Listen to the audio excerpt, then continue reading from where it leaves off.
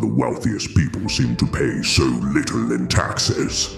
It often comes down to understanding and legally using the tax code to their advantage. Today, we're going to demystify some of these powerful yet completely legal strategies. This isn't about illegal evasion, it's about smart financial planning. So, grab a notepad, because we're diving deep into the world of tax efficiency. First up, let's talk about the power of long-term capital gains. When you buy an asset, like a stock or a piece of real estate, and sell it within a year, any profit is considered a short-term capital gain. This is typically taxed at your ordinary income tax rate, which can be quite high. However, if you hold that same asset for more than a year before selling, the profit becomes a long-term capital gain. The tax rates on these are significantly lower. For many people, they're 15%, 20%, or even 0%. The strategy here is patience.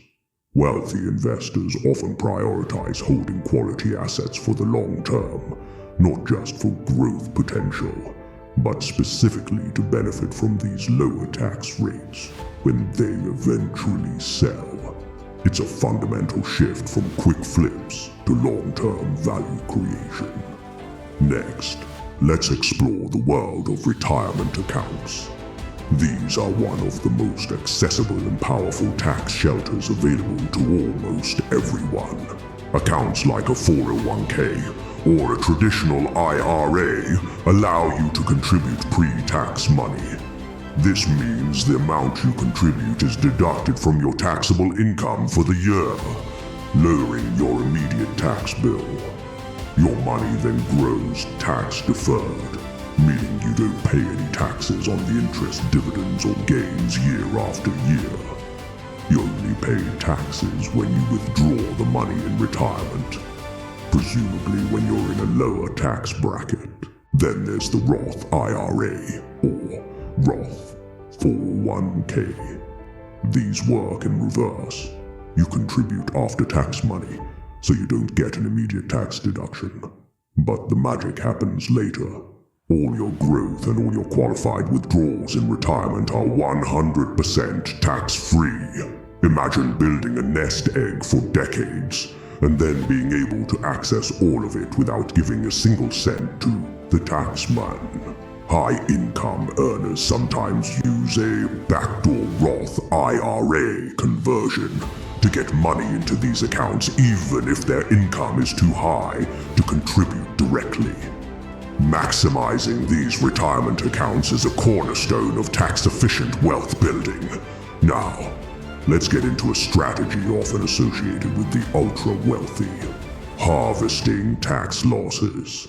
This might sound counterintuitive, but it's a brilliant move. Let's say you have a taxable investment account. Some of your investments have gone up in value, and some have gone down. Tax loss harvesting is the practice of strategically selling the losing investments to realize the loss. Why would you want to do that? Because you can use that capital loss to offset your capital gains. For example, if you have $10,000 in gains from selling a winning stock, you could sell a losing stock to realize a $10,000 loss. The loss cancels out the gain, and your tax bill on that gain becomes zero. What if your losses are greater than your gains? You can use up to $3,000 of excess losses per year to offset your ordinary income, which is taxed at a much higher rate. Any remaining losses can be carried forward to future years. This is an active strategy that savvy investors use, especially near the end of the year, to manage their tax liability. Let's shift gears to real estate, a favorite playground for tax advantages. One of the biggest benefits is depreciation. The IRS allows you to deduct a portion of the cost of a rental property from your rental income each year, accounting for wear and tear. Here's the incredible part. Depreciation is a phantom expense. You get the tax deduction even if the property is actually going up in value.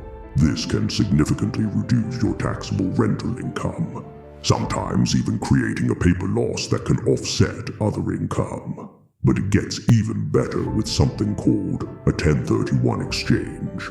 Let's say you sell a rental property for a huge profit.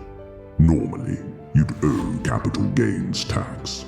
However, a 1031 exchange allows you to defer paying those taxes by rolling the entire proceeds from the sale into a new, similar investment property within a specific time frame.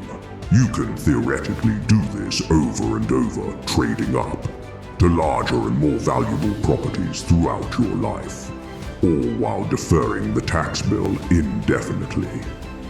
This is how real estate moguls can build massive portfolios without the drag of capital gains taxes slowing them down. Another powerful tool, especially for business owners and the self-employed, is creating a business entity. Operating as a sole proprietor is simple, but it means all your business profit flows directly to your personal tax return and is subject to self-employment taxes. By forming an S-Corp or an LLC taxed as an S-Corp, you can change how you're taxed. As an owner, you can pay yourself a reasonable salary on which you'll pay standard payroll taxes.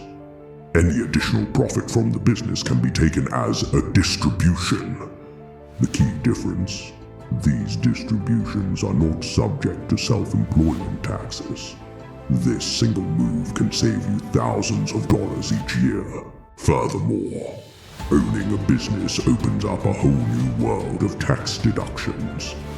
That home office you work from, a portion of your rent or mortgage, utilities and internet can become a business expense.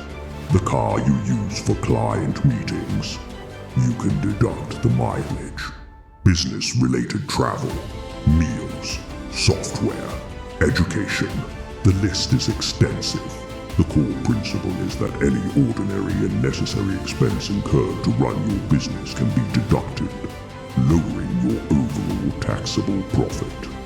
It's about meticulously tracking every penny and understanding what qualifies as a legitimate business write-off.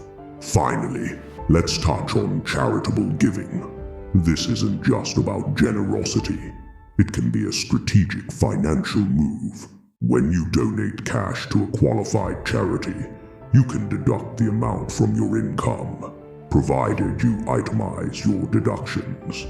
But here's a more advanced strategy: donating appreciated assets, like stocks. So, as you can see, navigating the tax code isn't about finding secret, illegal loopholes. It's about understanding the rules of the game and using the incentives that the government has put in place to encourage certain behaviors, like long-term investing, saving for retirement, running a business, and being charitable. The key takeaway is this: financial education is your most powerful tool. The more you learn about how money and taxes work, the more opportunities you'll find to be efficient and keep more of your hard-earned money working for you. This doesn't happen by accident. It happens through intentional planning and strategy. Thank you so much for spending this time with me today. I hope this has opened your eyes to some of the possibilities. If you found this video helpful, please hit that like button and be sure to subscribe and turn on notifications so you don't miss our next deep dive into personal finance. Let me know in the comments which strategy you found most interesting. Until next time, keep learning and stay smart.